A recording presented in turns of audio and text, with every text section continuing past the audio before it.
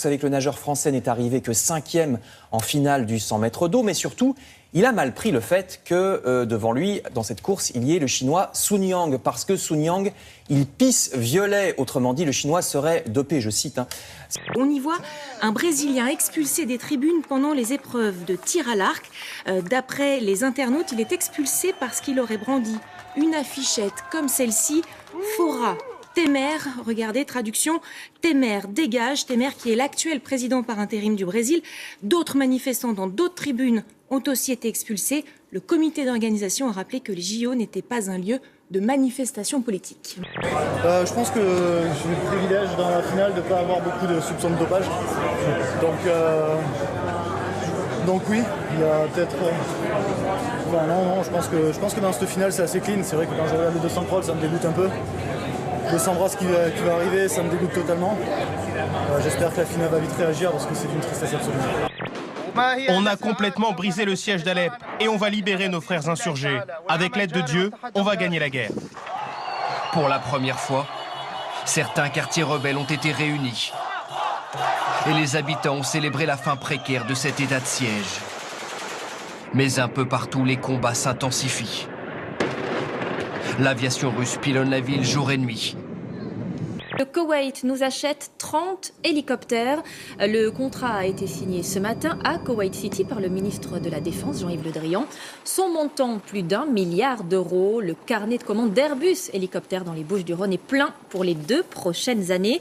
Un homme a par ailleurs été condamné à 2 ans de prison ferme pour avoir régulièrement consulté des sites internet liés à la commission d'actes terroristes.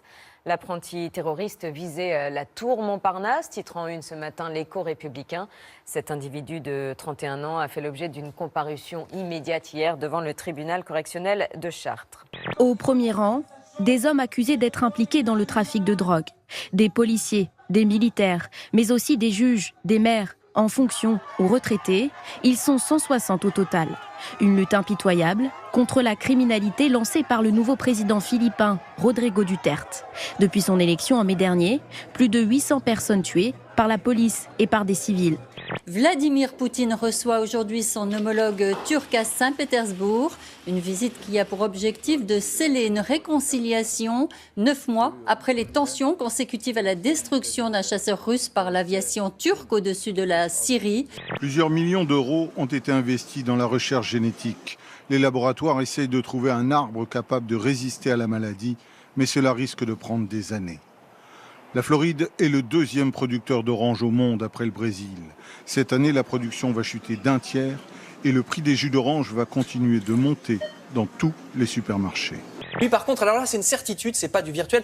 Enfin, si, c'est du virtuel, mais c'est pas. L'argent n'est pas virtuel. Ils ont déjà gagné 200 millions de dollars entre les téléchargements de l'application et puis les commerces, les magasins qui payent Pokémon pour qu'il y ait des bestioles dans le magasin pour que les clients viennent. Vous voyez, je suis pas sûr qu'ils achètent quoi que ce soit d'ailleurs, mais bon. 1 millier de robots qui dansent, 1007 précisément, vous allez voir, pour établir un record du monde.